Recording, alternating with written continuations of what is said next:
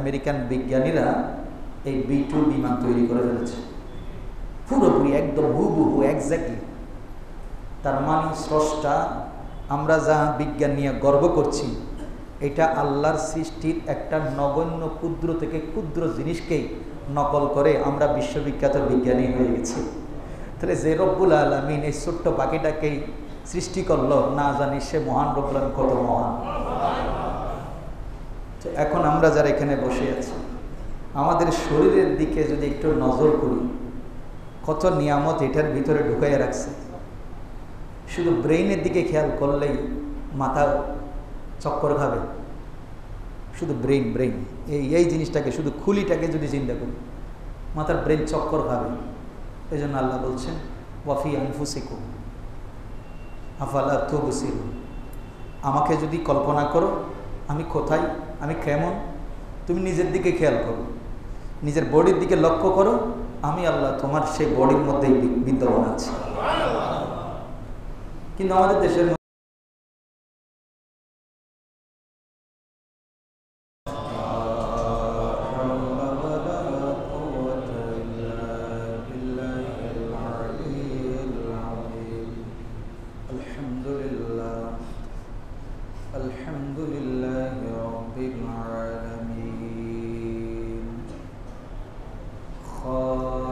السماوات والأرضين والذي بعث نبيه بشيرا ونذيرا ونشهد أن لا إله إلا الله وحده لا شريك له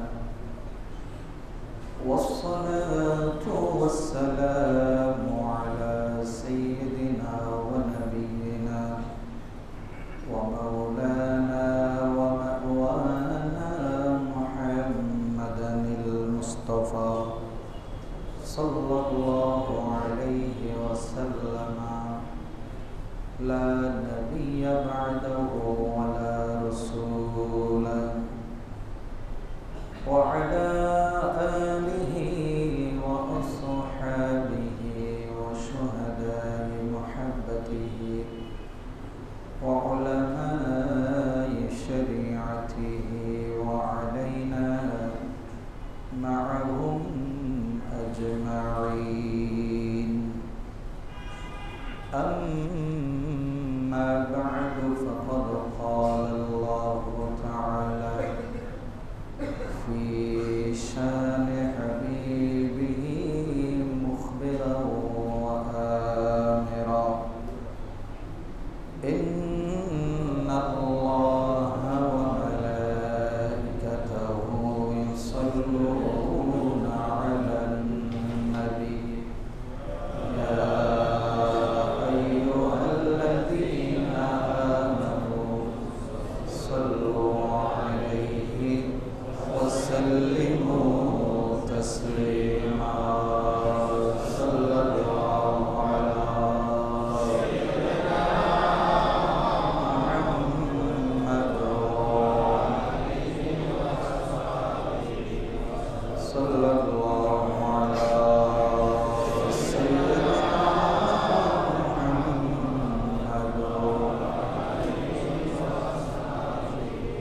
اللهم صل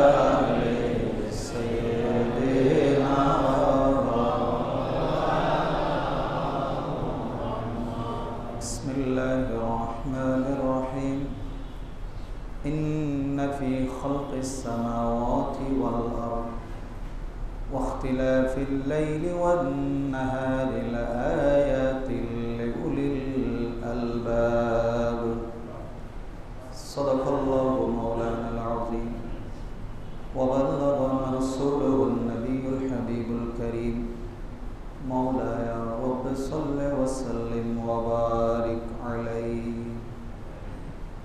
উপস্থিত পবিত্র 1447 হিজরির আজকের এই পবিত্র মুহররমুল হারামের প্রথম তারিখ, বছরের প্রথম দিনটা সবচেয়ে উত্তম দিন জুমার দিন দিয়ে শুরু হলো। সে মুহররমুল হারামের আজকের এই প্রথম জুমাবারে সমবেত মুআজ্জাজ মুসাল্লিয়ান নিজাম রাহিমানি ওয়া রাহিমাকুমুল্লাহ তাআলা, আসসালামু আলাইকুম ওয়া রাহমাতুল্লাহি ওয়া বারাকাতুহু।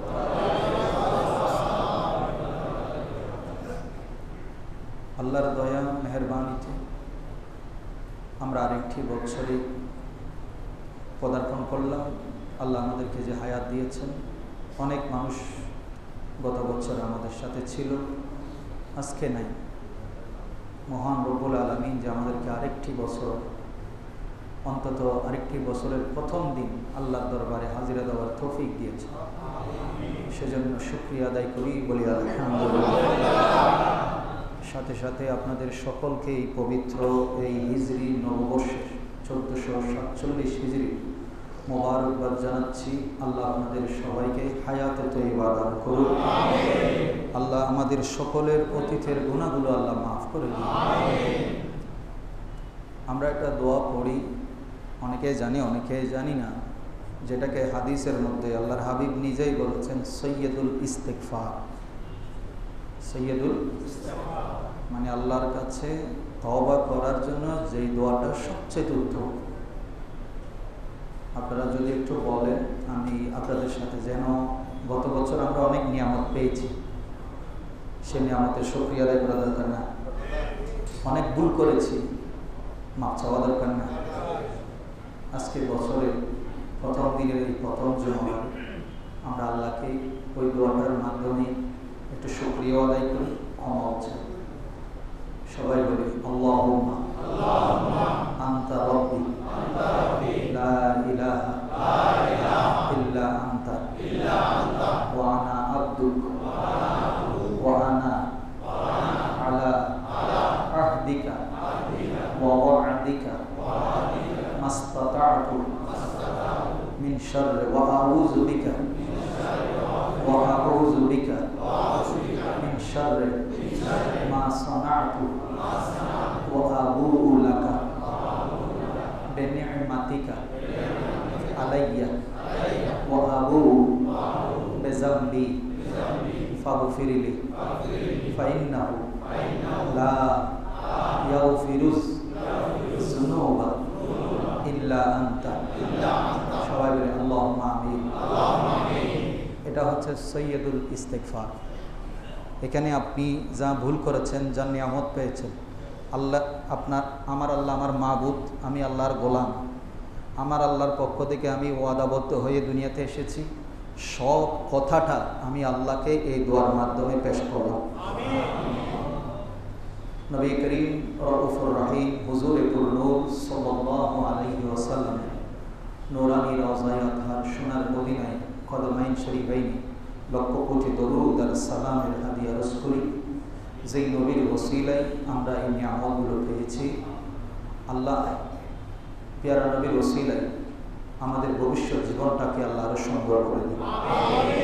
নবীর আদর্শ মোতাবেক আমাদেরকে চলার তৌফিক দান করুন। যেহেতু হিজরি নববর্ষের প্রথম তারিখ, প্রথম দিন, সেজন্য এই মুহররম মাস সম্পর্কে আমাদের কিছু জানা দরকার, ফজিলতের বিষয়েও জানা দরকার। এখন আমরা তো মনে করেন ফজিলত এগুলোকে মনে করি যে কবরের নিচের বিষয়, দুনিয়া কামানোটাকে মনে করি যে আগে আসল। সবার চিন্তা ভাবনাই কিন্তু দুনিয়া। এই দুনিয়ার মাঝে থেকেও আমরা যেন আখেরাতকে সবসময় সামনে রাখতে পারি, আল্লাহ তৌফিক দান করুন। যেই উদাহরণটা আউলিয়া ইকরামে বারবার দিয়েছেন, সমুদ্রের মধ্যে জাহাজ চলে, নৌকাও চলে, ডিঙ্গি নৌকাও চলে না? চলে। কিছু জাহাজ আছে অর্ধেক পানির ভিতরে আর অর্ধেক পানির উপরে, কিন্তু একটা বার যদি খেয়াল করেন যে এই জাহাজটা পানির অর্ধেক ভিতরে আর অর্ধেক উপরে, আমরা অনেকে বলি 7 তলা জাহাজ। কয়তলা? 7 তলা জাহাজ। আসলেই আমি নিজে তো গিয়ে অবাক হয়েছি, আল্লাহ যে কত মহান। আমরা যা কিছু এখন পানির নিচে উপরে দেখতে পাচ্ছি এই জাহাজের আবিষ্কার। অ্যারোপ্লেন যেটা আমরা দেখি, যেটাতে করে আমরা 6 ঘন্টায় সৌদি আরব পৌঁছে যাচ্ছি, এই জিনিসগুলো যখন দেখি পুরোটাই দেখি আল্লাহ পাকের সৃষ্টি, মানুষ নকল করে হুবহু জিনিস বানিয়েছে। এটার একটা নমুনা হচ্ছে একদম সাম্প্রতিক কালে যেটা সবচেয়ে আলোচিত বিষয়। আল্লাহ কোরআনে সূরায়ে ইয়ার মধ্যে সূরা মুলকের মধ্যে বলছেন, আফালাম ইয়ারাউ ইলা তায়র, তোমরা কি পাখির দিকে খেয়াল করো না তারা কিভাবে আকাশের 2 ডানা মেলে উঠতেছে? ওই পাখি দেখেই হুবহু বিজ্ঞানীরা আকাশে কি তৈরি করে ফেলেছে। একদম সাম্প্রতিককালে সবচাইতে একদম নিখুঁতভাবে। আপনারা আমেরিকা 37 ঘন্টা যে বিমান উড়িয়ে ইরানের মধ্যে পারমাণবিক স্থানে হামলা করেছে, সেটার নাম B2 বিমান। নাম কি? আপনারা এক প্রকারের পাখি দেখেছেন, বাস পাখি মনে হয় এটা, নাকি কি জানো এটা? বাস পাখি। আর খেয়াল করলে দেখবেন B2 বিমানটাকে হুবহু একদম এক্স্যাক্টলি দাড়ি কমা ছাড়া পুরোপুরি নকল করেই আমেরিকান বিজ্ঞানীরা এই B2 বিমান তৈরি করে ফেলেছে। পুরোপুরি একদম হুবহু এক্স্যাক্টলি। তার মানে স্রষ্টা, আমরা যা বিজ্ঞান নিয়ে গর্ব করছি, এটা আল্লাহর সৃষ্টির একটা নগণ্য ক্ষুদ্র থেকে ক্ষুদ্র জিনিসকেই নকল করে আমরা বিশ্ববিখ্যাত বিজ্ঞানী হয়ে গেছি। তাহলে যে রব্বুল আলামিন এই ছোট্ট পাখিটাকেই সৃষ্টি করলো, না জানি সে মহান রব্বুল আলামিন কত মহান। এখন আমরা যারা এখানে বসে আছি, আমাদের শরীরের দিকে যদি একটু নজর করি, কত নিয়ামত এটার ভিতরে ঢুকাইয়া রাখছে। শুধু ব্রেইনের দিকে খেয়াল করলেই মাথা চক্কর খাবে। শুধু ব্রেইন এই জিনিসটাকে, শুধু খুলিটাকে যদি চিন্তা করি, মাথার ব্রেইন চক্কর খাবে। এই জন্য আল্লাহ বলছেন, ওয়াফি আনফুসিকুম আফালা তুবসিরুন। আমাকে যদি কল্পনা করো আমি কোথায়, আমি কেমন, তুমি নিজের দিকে খেয়াল করো, নিজের বডির দিকে লক্ষ্য করো, আমি আল্লাহ তোমার সেই বডির মধ্যেই বিদ্যমান আছি। কিন্তু আমাদের দেশের মধ্যে কিছু কিছু হুজুরে কয় শিরকি কথা। কি কথা? ও ভাই, আমার হাত, এটা কি আল্লাহ বলেছে আমি আল্লাহ? লেখি বলেছে?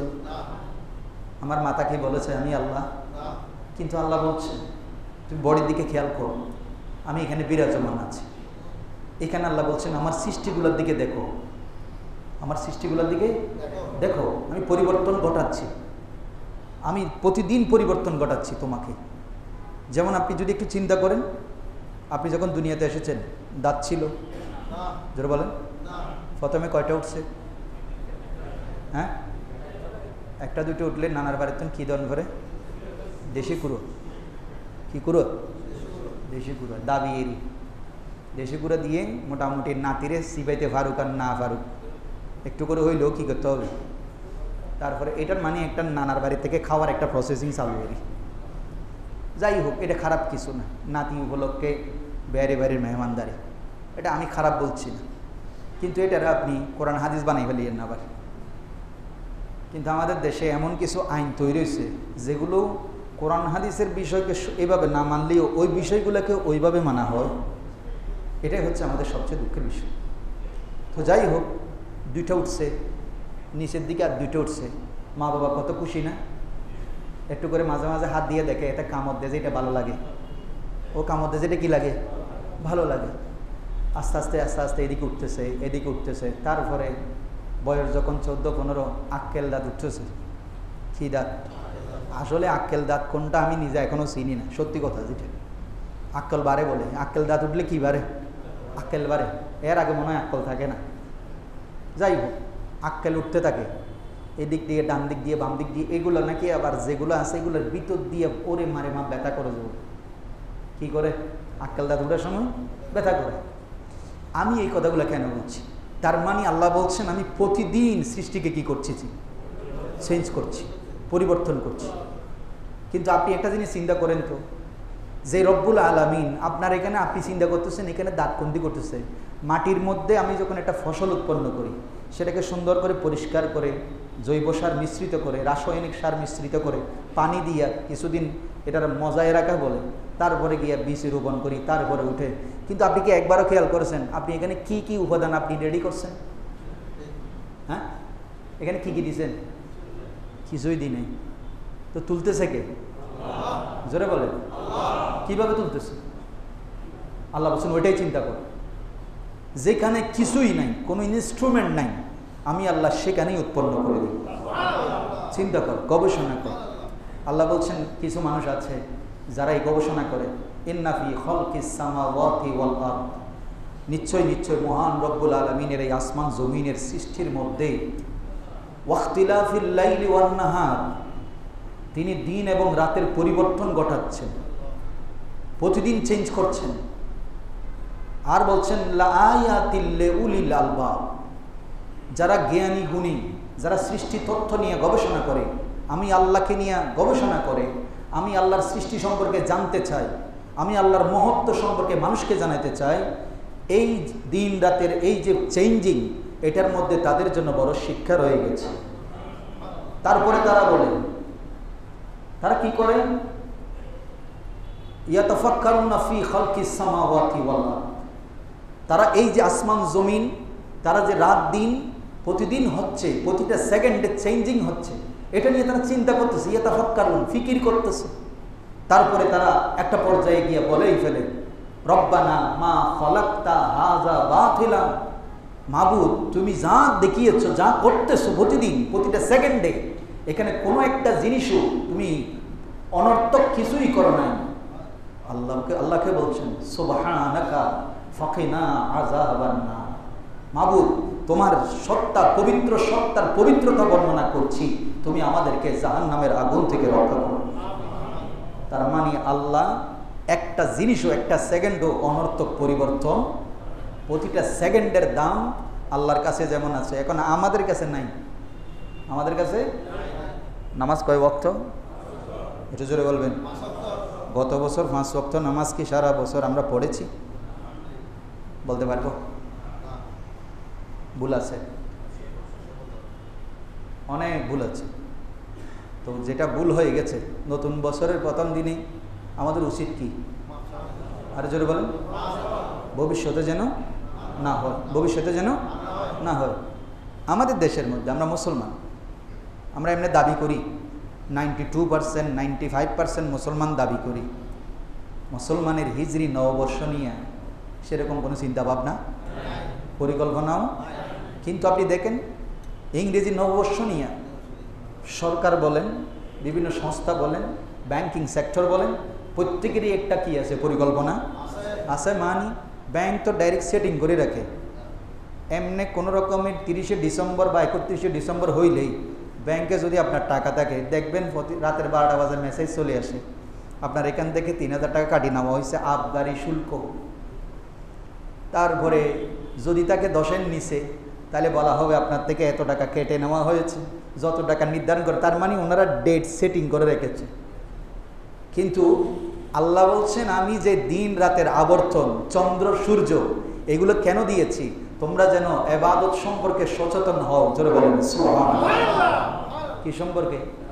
ইবাদত সম্পর্কে। এখন আমরা ইবাদত সম্পর্কে আদৌ কি সচেতন? আজকে রাতে আমরা কি কি কাজ করেছি?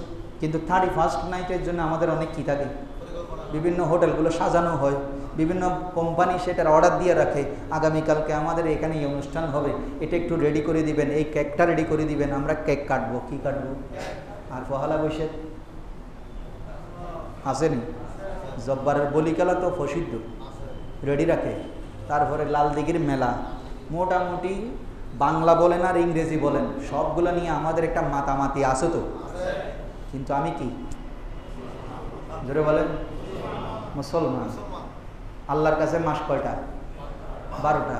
কোনটা? জানুয়ারি ফেব্রুয়ারি তো কি বৈশাখ জ্যৈষ্ঠ কোনটা?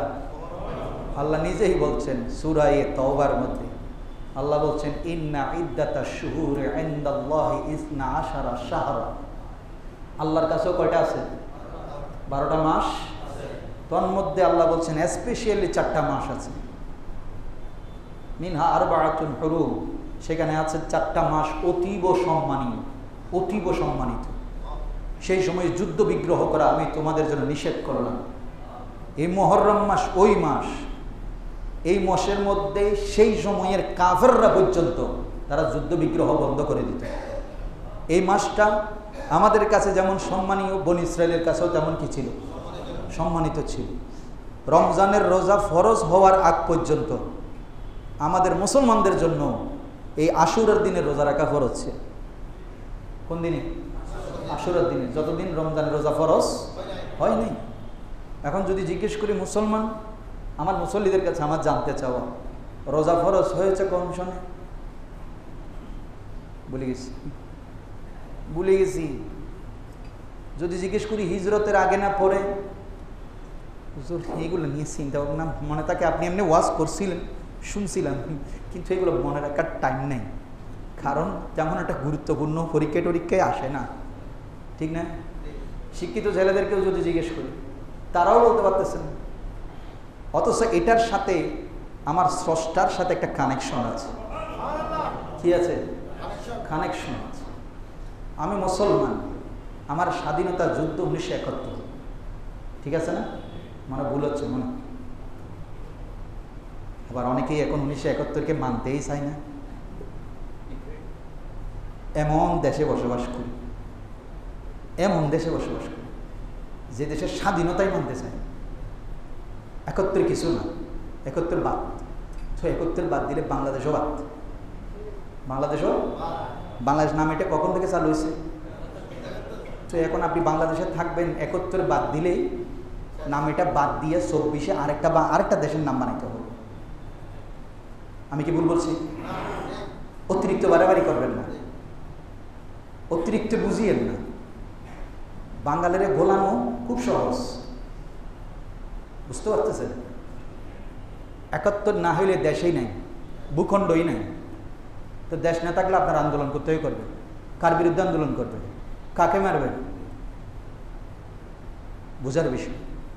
তো আমি যেটা বলতে চাচ্ছি, আমরা যারা আজকে এখানে বসে আছি, 71 আমার দেশের স্বাধীনতা, এটা জানা দরকার আছে না? নেই? জোরে বলেন। ইন্ডিয়ার মানুষের এটা জানার দরকার নেই, কিন্তু বাংলাদেশের মানুষ হইলে এটা জানা দরকার আছে। ঠিক তদ্রুপভাবে আপনি আমি মুসলমান, আমার হিজরি সন কিভাবে আসলো, কেন আসলো, এটাও আমার অ্যাজ এ মুসলিম আমার জানাটা ফরজে কিফায়া। জানাটা কি? ফরজে কিফায়া। ফরজে কিফায়া বুঝেন? ইয়ান হুসল্লো জালাউ মাসালা কিছু ক্লিয়ার বছরের শুরুর দিন। ফরজে কিফায়া মানে জানাজার নামাজ পড়েন, নিয়ত কয়েকে বলতে পারবেন? নিয়ত তো এখন বলতে পারবেন না। কেন জানেন? আগের যুগে মনে করেন ফোরকানিয়ার মধ্যে হুজুররা কায়দা পড়ানোর পাশাপাশি বৃহস্পতিবারে বা নির্দিষ্ট একটা দিনে দোয়া কালাম এগুলো নিয়তগুলো শিখাই দিত। এখন তো আপনি ইউটিউবে হুজুর ভাই গেছেন, নিয়ত মুখে বলার দরকারই নেই। বেদাত বেদাত, এটা এখন কি হয়ে গেছে? বেদাত হয়ে গেছে।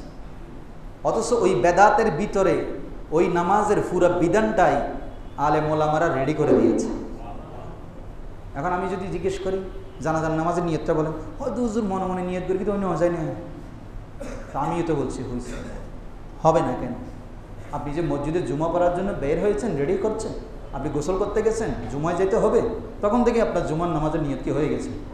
রেডি হয়ে গেছে। আমার কোনো আপত্তি নেই। কিন্তু যখন একটা জিনিস যখন আপনি সামনে এসে বলবেন, আচ্ছা আপনার কি দরকার আছে, এটা আল্লাহ জানেন না? জোরে বলেন, জানেন না? আমার এখান থেকে কি করতে হবে, কি খাইতে হবে, এই রিজিকের ফয়সালা কোত্থেকে হচ্ছে? রিজিকের ফয়সালা আপনার ঘরের বউয়ের ডেক্সির থেকে হয় না। রিজিকের ফয়সালা হয় কোত্থেকে? উপর থেকে। কোত্থেকে? উপর থেকে। আপনি ঘরের মধ্যে দেখে এসেছেন, এই ইসামা ছয়দিনই বেড়ায়, ইসে শুটকি দিয়া লতি লতি খসুর লতি রেডি করছে, আপনার প্রিয় জিনিস, তিতা করলা ভুনা করছে। তা তারপরে ছোট ছোট ফুটি মাছকে ভুনা করছে, খুবই সুস্বাদু খাবার। রেডি দেখে আসছেন, জুমা থেকে মোটামুটি জুমাটা শেষ হইলেই হুজুরে যত তাড়াতাড়ি শেষ করে তত আমার লাভ। আজকে এমন তরকারি ভাগাইছে, আসছেন ঠিকই দেখে, সুগন্ধ নাকে ছিল, জুমাইও আসছেন। আল্লাহ না করুক আপনি এখানে এসে মাথা ঘুরে ঘুরে গেলেন, আমরা আপনারে ধরে মেডিকেলে নিয়ে গেলাম। কি খাবেন, কচুরলতি না তিতা করলা বাজি? হ্যাঁ জোরে বলেন। আচ্ছা এটাও বাদ দিলাম, আপনি আসছেন ঠিকই, রেডি করে আসছেন, বউয়ের কাছ থেকে শুনেও আসছেন, রাস্তা থেকে বের হয়েছেন, আপনার একটা ক্লোজ বন্ধু আপনাকে বলছেন একটা অনুষ্ঠান আছে ভাই, আমি কোনো কথা শুনতে চাই না, চলো গাড়িতে উঠো। আপনি চিন্তা করতেছেন কি রে, আমি ঘরের মধ্যে এত বন্ধুরে হাজারো বুঝাইলেন বাইরে আজকে যাবো না, বলে বিয়ের অনুষ্ঠান, এটা আমার অনুষ্ঠান, এটা তো কালকে হবে না আজকেই হবে, তোমার বউয়ের কচুরলতি আরেকদিন খাইতে পারবা, কিন্তু এখন তুমি আমার সাথে। তার মানে রিজিকের ফয়সালা কি আপনার হাতে না ওনার হাতে? আরো জোরে বলেন। চিন্তা করেন, আল্লাহ বলছেন এগুলো নিয়ে গবেষণা করেন। তোমার সামনে ভাতের প্লেট রেডি, গেছেন ঠিকই, সামনে খাবার দেওয়া হয়েছে, কিন্তু দেখবেন ফোন আসছে, আপনার কোনো এক খুব নিকটস্থ মানুষ খুবই দুর্ঘটনায় পতিত হয়েছে, আপনি তখন কি করবেন? ভাত খাবেন নাকি বলবেন যে ভাই আমি পরে আসতেছি? কোনটা করবেন? এই হলো রিজিকের ফয়সালা। এগুলোর জন্য বলছি এগুলো কার হাতে? আল্লাহর হাতে। এই বিশ্বাস যদি আপনার থাকে তাহলে আপনার ভিতরে হিংসা থাকার, আরেকজনেরটা দেখে হিংসা করার কোনো সুযোগ, কারণ রিজিক বন্টন হয়েছে কোত্থেকে? উপরওয়ালা সব বন্টন করে দিয়েছে। আল্লাহ আমাদেরকে বোঝার তৌফিক দান করুন। আমি যেটা বলতে চাচ্ছি, আজকে আমরা যারা এখানে বসেছি, আজকে আমরা আমাদের নির্দিষ্ট মাসের নাম 12টা মাস যদি জিজ্ঞেস করি, অনেক শিক্ষিত ছেলেও বলতে পারতেছে না। সেটা বাদ দেন, মনে কষ্ট নিয়েন না, বছরের প্রথম দিন শুধু একটু করে স্মরণ করাইয়া দিচ্ছি। অনেক মানুষ আছে সারা বছর নামাজও পড়ি, আবার কিছু আছে সারা বছর নামাজই পড়ি না। কোরআন শরীফ আল্লাহ আমাদের জন্য কত সহজ করেছেন ইসলামের বিধানকে, কিন্তু আমরা সে বিধানটাকে মানে এত কঠিন করে ফেলেছি। আপনি একটু খেয়াল করেন তো, ফরজ নামাজ, জোহরের নামাজ কয় রাকাত? জোরে বলেন। 4। আসরের ফরজ, মাগরিবের ফরজ 3, এশার ফরজ 4, ফজরের 2। সূরা কেরাত পড়তে হবে, পড়তে হবে। কোন কোন? আচ্ছা জোহরের ফরজ নামাজে কয় রাকাতে কেরাত পড়া ফরজ বলেন? হ্যাঁ, প্রথমে না শেষে? প্রথম 2 রাকাত।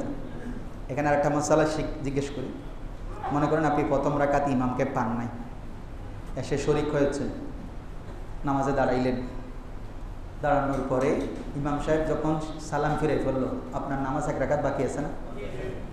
এখন আপনি কি সেটা সূরা ফাতিহা দিয়ে পড়বেন নাকি আরো সূরা মিলাবেন? হ্যাঁ, কেন সূরা মিলাইতে হবে? প্রথম রাকাত যাক, বুদ্ধি শুদ্ধি কিছুটা আছে। যারা দাওয়াতে খায়ের মাহফিলে রীতিমতো বসেন তাদের জন্য এই মশালাগুলো খুব সুন্দরভাবে উপস্থাপন করা হয়, কিন্তু আমাদের তো এগুলো শোনার সময় নেই। আমরা খুবই ব্যস্ত, ব্যবসা বাণিজ্য, আত্মীয় স্বজন, পরিবার, মোবাইল, কত ব্যস্ত। অথচ ইসলামকে আল্লাহ কত সহজ করে দিয়েছে। কোরআন শরীফের মধ্যে 3টা সবচেয়ে ছোট সূরা আছে। কয়টা? খুব ভালো করে খেয়াল করেন, কয়টা? আচ্ছা 3টা কেন ছোট দিল? কুল আউযু বিরাব্বিল ফালাক, নাস, এগুলোও ছোট, কিন্তু 3টা সবচেয়ে ছোট সূরা আছে। বলতে পারবেন কি কি? সূরা আসর, আর সূরা কাউসার, সূরা ইখলাস। কয়টা হলো? 3টা। আপনি একটা জিনিস, এই মাসালাগুলো আজকেই ক্লিয়ার করছি, বছরের প্রথম দিন, যেন আজকের থেকে প্রতিজ্ঞা করবেন। অনেকেই বলেন হুজুর সূরা কেরাত জানি না তো, এই জন্য নামাজ পড়তে কেমন কেমন জানি লাগে। অনেকেই আছেন এরকম বলে যে অজুহাত দিতে, কয় হুজুর কেরাতগুলো আমার মুখস্থ নেই, 10টা সূরাও ঠিকভাবে মুখস্থ নেই, এই জন্য নামাজ পড়তে কেমন জানি কি লাগে, আনইজি লাগে। আমি বলছি আল্লাহ আপনার জন্য দিন ইসলামকে কত সহজ করেছেন। আপনি যদি 10টা সূরা মুখস্থ করতে না পেরে এই 3টা ছোট্ট সূরাও যদি মুখস্থ রাখতে পারেন, এই 3টা দিয়া পুরা দিনে যত নামাজ পড়বেন সব নামাজ সালাত পড়বেন। আচ্ছা 3টা কেন? 2টা করলে তো হইতো, কারণ প্রথম 2 রাকাতে তো কি পড়তে হয়? কেরাত পড়তে হয়। 3টা কেন করলো? বিতরের নামাজ কয় রাকাত? হ্যাঁ, 3 রাকাত। প্রতি রাকাতে সূরা পড়তে হয়। হ্যাঁ, এই ওই 3 রাকাতের জন্যই আল্লাহ পাক 3টা সূরাকে খুব ছোট করে দিলেন। মানে এখানে এহসান, আল্লাহ বলে আমি তোদের উপরে কত এহসান করলাম, আর তুই তোর নিজের শরীরের দিকেও একটু এহসান কর, কারণ এই শরীরটা চাই তুই যেন আমার কদমের মধ্যে সিজদা দান কর। এই শরীরের এহসানকে শোধ কর, আমার তসবিহ দিয়া তোর জিহ্বার শুকর আদায় কর। তুই এই কপাল দিয়া সিজদা দিয়া আমার এই মাথা যে দিলাম, তোর পুরো বডি পরিচালিত হয় এখান থেকে। কোনখান থেকে? তোর বডি। এটা নষ্ট, জোরে বলেন, এটা নষ্ট, সব শেষ। ব্রেন কি বলে যে আউট, ব্রেন আউট। আউট মানে কি হয়ে গেছে? কিন্তু আসলে কি মগজ বাইরে গেছে নাকি তাসিরি গেছে? তাসিরি গেলে শেষ। তার মানে এখানে যে তারগুলো দিয়েছে এটা পুরো বডির মধ্যে, পা থেকে একদম প্রত্যেকটা আঙ্গুলের সাথে এই পায়ের মস্তিষ্কের সাথে কি আছে? জয়নিং আছে। ও যেভাবে সিগন্যাল দেয় প্রত্যেকটা অঙ্গ প্রত্যঙ্গ সেভাবে কি করে? কাজ করে। তার মানে এই কপালটা তুই আমার কাছে ঝুঁকাইয়া দে, তোর এটাকে ঠিক রাখার দায়িত্ব আমি আল্লাহ। কিন্তু আমরা সেটা নিয়ে চিন্তা করছি না। তো কতক্ষণ? আল্লাহ বলে যে ইন্না ফি খালকিস সামাওয়াতি ওয়াল আরদ ওয়া ইখতিলাফিল লাইলি ওয়ান নাহার, আমি রাত দিন অবিবর্তন, আমি সবসময় পরিবর্তন ঘটাচ্ছি, আহ্নিক গতি করছি, বার্ষিক গতি করছি। আপনি চিন্তা করে দেখেন তো, সমুদ্রের জোয়ার ভাটা নিয়ে এই বাংলাদেশের যে চট্টগ্রাম বন্দর আছে, যেটাকে আমরা বলছি বাংলাদেশের মোটামুটি ধরতে গেলেই ইকোনমির মূল জোন হচ্ছে চট্টগ্রাম বন্দর। এই বন্দর যদি বন্ধ হয়ে যায় বাংলাদেশের অবস্থা খুব করুণ হবে। কিন্তু মজার বিষয় কি জানেন? এই বন্দরটা আমার মুরব্বীরা যারা আছেন, আগে ছিল যে বড় বড় জাহাজ কিন্তু এখানে ঢুকে যেত, কিন্তু এখন ঢুকে না। আপনারা খেয়াল করলে দেখবেন বড় বড় জাহাজ এখন ডাইরেক্ট বন্দরে ঢুকতে পারে না। 1 নম্বর হচ্ছে নাব্যতার সংকট, 2 নম্বর হচ্ছে বন্দরটা এমন পর্যায়ে চলে গেছে, আমরা এখন ধরতে গেলে কর্ণফুলী নদীর অর্ধেক না 3 ভাগের 2 ভাগ মানে দখল করে ফেলছি। আমরা যদিও বানাইতে চাই চট্টগ্রাম পোর্টকে সিঙ্গাপুরের পোর্ট বানাইতে চাচ্ছি, ভিয়েতনামের থাইল্যান্ডের পোর্ট বানাইতে চাচ্ছি, কিন্তু আদৌ সম্ভব নয়। সেটা যেই পরিমাণে জায়গা দরকার ছিল, নাব্যতার দরকার ছিল, সেগুলো আমাদের এখানে বর্তমানে নাই। এটা হবেও না, কারণ এখানে যে ক্যাটাগরিক্যাল গড়ে উঠেছে, এটা দিয়ে আর বন্দরকে বন্দরের মতো রাখা যাবে না। আমি ওইটা বলতে চাচ্ছি, স্রষ্টা যদি ওই চন্দ্রের প্রভাবে যদি নদীর মধ্যে কর্ণফুলী নদীতে যদি জোয়ার ভাটার যদি কি না ঘটায়, পরিবর্তন না ঘটায়, আপনার কোনো মধ্যম মানের জাহাজও বন্দরে নোঙ্গর করতে পারবে না। যতক্ষণ জোয়ার আসে ততক্ষণ জাহাজ ভিড়তে পারে।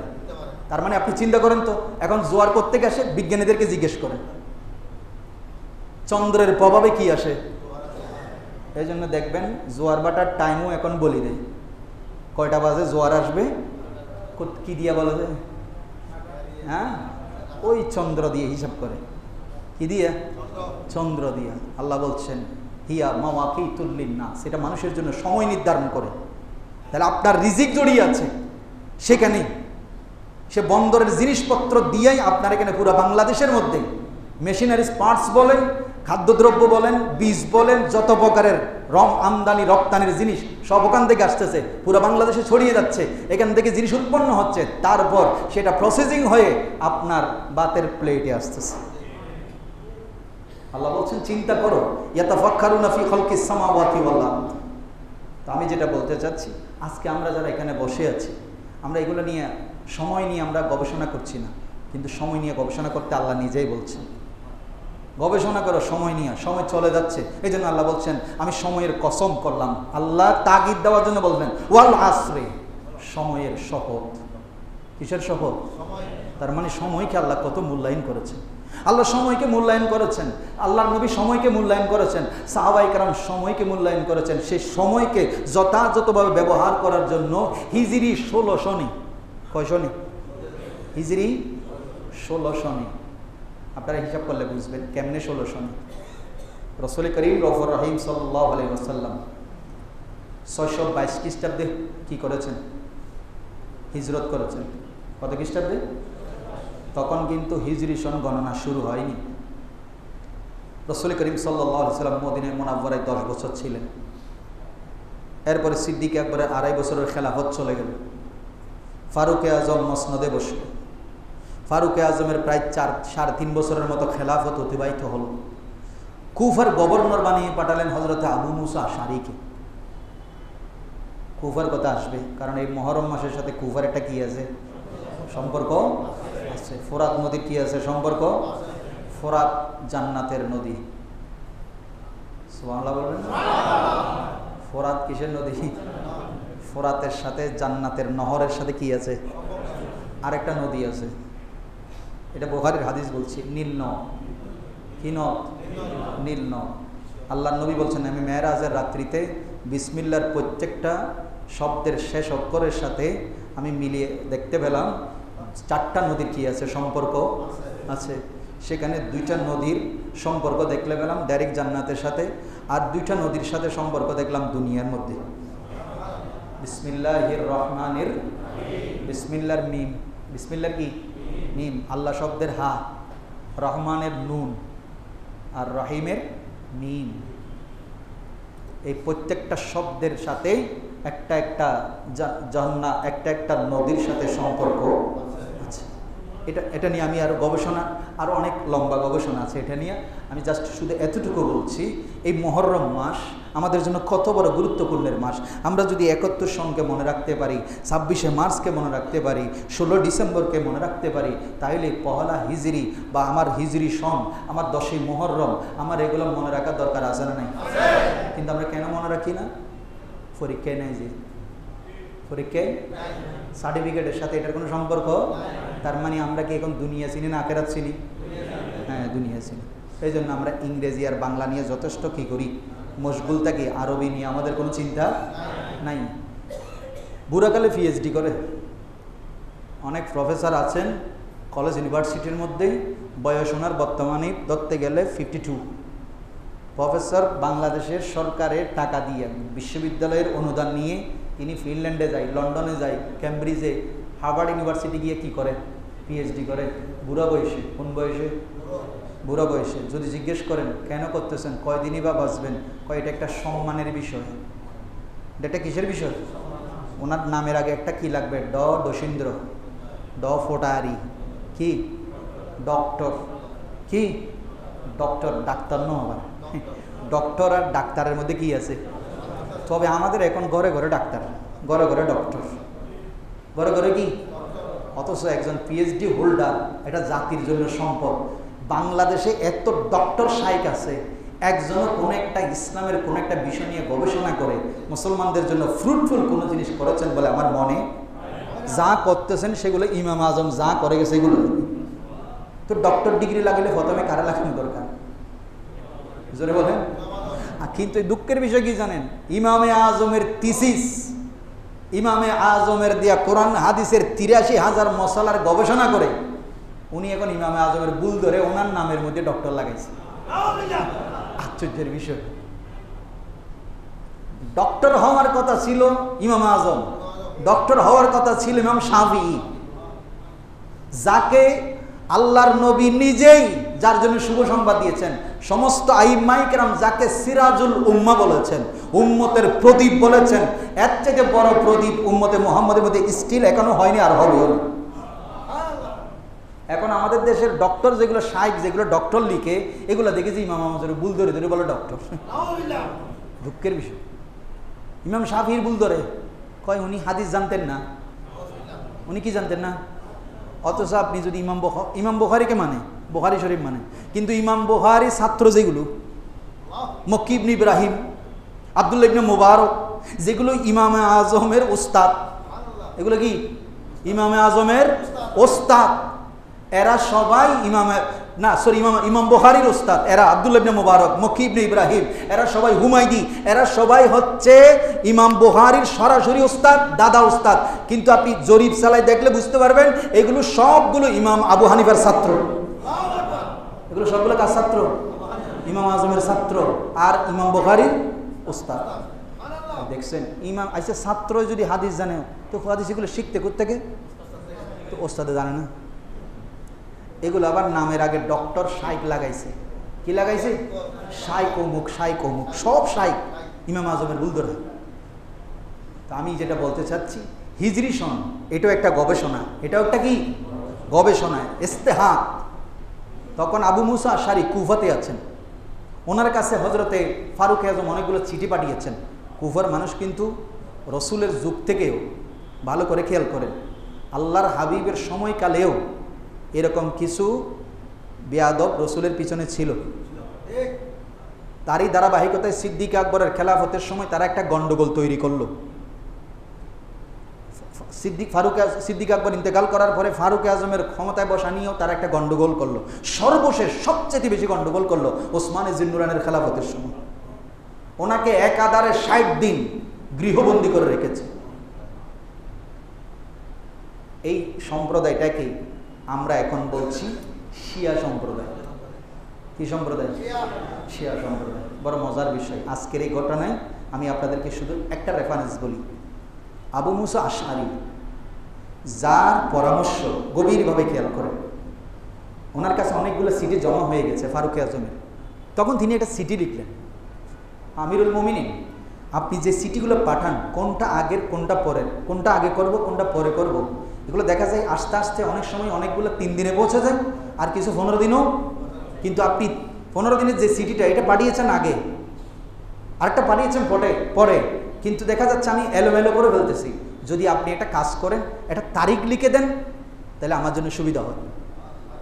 ওইদিকে ইয়ামেনের মধ্যে মুআজ বিন জবল আছেন, এরা সিটি লিখে তখন তিনি এই গভর্নরগুলোকে নিয়ে ওসমান রাদিয়াল্লাহু তাআলাকে ডাকলেন, সবচেয়ে জ্ঞানী মওলা আলী শের খোদাকে ডাকলেন। চিন্তা করেন, আচ্ছা এরা যে বলে ফারুক আজম আর সিদ্দিক আকবরের খেলাফত অবৈধ ছিল, এই ফারুক আজম যখন এদের সাথে পরামর্শ করতেছেন, মওলা আলী তখন জীবিত ছিল না? কয় বছর? ফারুক আজমের খেলাফত 10 বছর। কয় বছর? ওসমান জিন্নুরানের খেলাফত 12 বছর। কয় বছর? 12 বছর। এই 12 বছর 20 বছর 22 বছর, ওইদিকে সিদ্দিক আকবরের 2.5 বছর, 24.5 থেকে 25 বছরের খেলাফত সিদ্দিক মওলা আলী শের খোদা জীবিত ছিল না? উনি বিরোধিতা করলেন না কেন? ওনাদের 3 জনের খেলাফতের সময় উনি কোনোদিন কেন বললেন না, ভাই তোমাদের কেন আমার নবী গদিরে কৌমে বলছে মান কুনতু মাওলাহু ফা আলিয়ুন মাওলাহু, আমি যার মওলা আলী তার মওলা। ফারুক তুমি না বলছো, তুমি শুধু আজকে থেকেই আমার রসুল বলেছে, তুমি আমার রসুল যার মওলা তুমিও তার মওলা, আমারও মওলা, তুমি না বলছো? কথা তো ঠিক। সিদ্দিক আকবরও বলছে তুমি আমারও মওলা, তাহলে ভাই খেলাফতটা আমারা দিলে ভালো হতো না? আলী রাদিয়াল্লাহু আনহু কেন বললেন না? তাহলে বোঝা যাচ্ছে মাত থেকে মাসির দরদ। হ্যাঁ, এখান থেকে মুসলমানের মধ্যে ভেজাল শুরু হয়ে গেছে। যাই হোক, আমি বিতর্কে যাচ্ছি না। আজকে এটা মুহররম মাস, অনেক কিছু হবে এখন। এই 10 দিনে পৃথিবীর সৃষ্টির শুরু থেকে এই পর্যন্ত এবং কিয়ামতের আগ পর্যন্ত অনেক ঘটনা হবে। সর্বশেষ কিয়ামতও হবে এই মুহররম মাসে। কোন মাসে? মুহররম মাসে। আমি মাঝে মাঝে চিন্তা করতেছি, গত সপ্তাহ থেকে বিশেষ করে চিন্তা করতেছি, আল্লাহ মুহররমে কিয়ামত হবে, তোমার নবী একটা শুভ সংবাদ দিছে, কিয়ামতটা যদি তাড়াতাড়ি হয়ে যায় ভালো হয়ে যায়। এখন আপনারা চিন্তা করতেছেন হুজুর আর বাঁচি গেলে এই যে কিছু নাই অনুভূতি, কিন্তু কিয়ামত তাড়াতাড়ি। ও মা, আমি দোয়া করতেছি তাড়াতাড়ি হয়ে গেলে ভালো কেন হয়? এই সপ্তাহ থেকে আমরা একটা শুভ সংবাদ পেয়ে গেছি। যদি কিয়ামতের দিন আল্লাহ জান্নাত দেওয়া শুরু করে, তাহলে বাংলাদেশের সাতক্ষীরা থেকে শুরু করবে। সর্বশেষ 66 ডিস্ট্রিক্টে জান্নাত দেওয়ার পরে কুষ্টিয়ায় গিয়ে জান্নাত দেওয়া শেষ হবে। চিন্তা করতেছি যত তাড়াতাড়ি কিয়ামত হয়ে যায় তত তাড়াতাড়ি জান্নাতে ঢুকে যাব।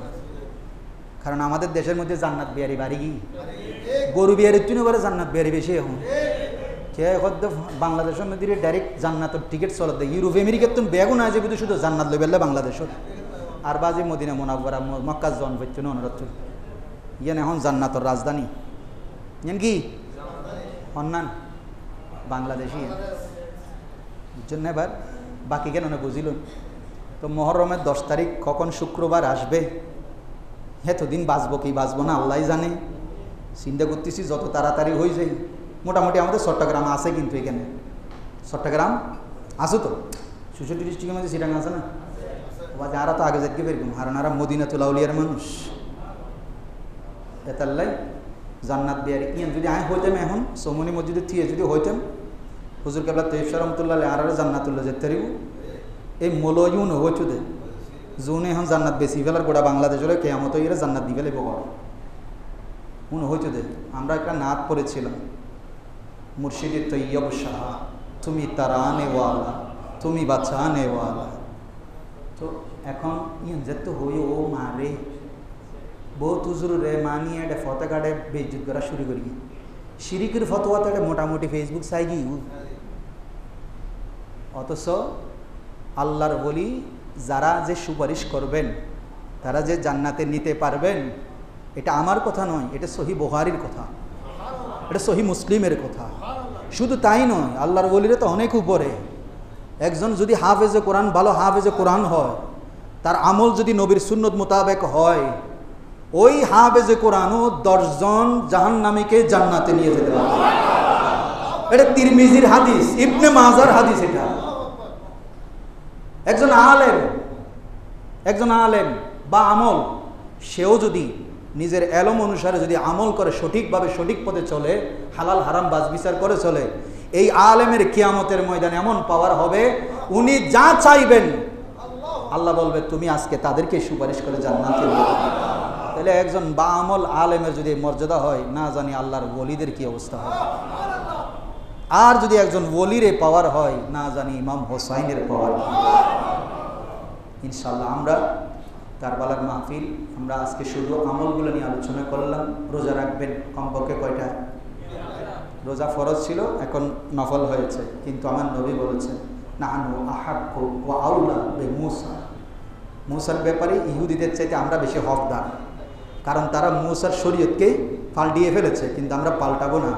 আমরা আমার ভাই মূসাকে আমরা নবী হিসাবে স্বীকৃতিও দিই, উনি আমাদের জন্য যে এহসান করেছেন সেটাও মেনে নিই। কেন এহসান করে নাই? নামাজ কয় ওয়াক্ত? জোরে বলেন। 50 ওয়াক্ত ছিল, এহসান করেছে কে? মূসা আলাইহিস সালাম। যেই সময়ে মেরাজ থেকে আসতেছে, আল্লাহর কাছে বারবার পাঠাইছে কে? আবার যান, আবার যান, আবার যান। যদি 50 ওয়াক্ত হইতো তাইলে তো আমরা ঘর তুলে বাইরে হইতাম। 5 ওয়াক্ত ঠিক মতো না করে শুক্রবারে জুমা করতে পর্যন্ত নয়, তাহলে কি অবস্থা হইতো? এই এহসান করেছে। এই জন্য আমার নবী বলছেন নাহনু আহাক্কু ওয়া আউলা বিমূসা, মূসার ব্যাপারে আমরা আরো বেশি হকদার। ওনারা একটা রেখেছে, আমরা কয়টা রাখবো?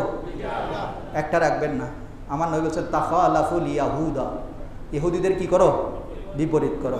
শুধু রোজার ক্ষেত্রে নয়, ওনারা তো শুধু আশুরার রোজা এলে শুধু ইহুদির বিপরীত করেন দেয়।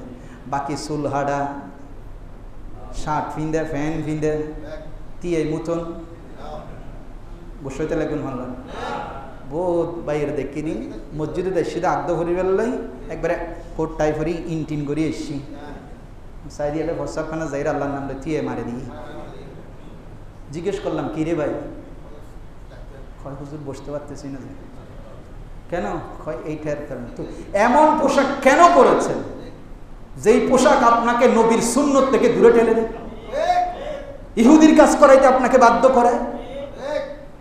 কয় হুজুর অনরাইলে মুতিবের বেলা তৈলে হরাহরি গরম করে না, দলিল দে মুতিবের বেলা তৈলে হরাহরি গরম করে না, যেন নাকি নার ফকড়তন বানাইয়ের হইয়ে যে তোর মনই দিলে।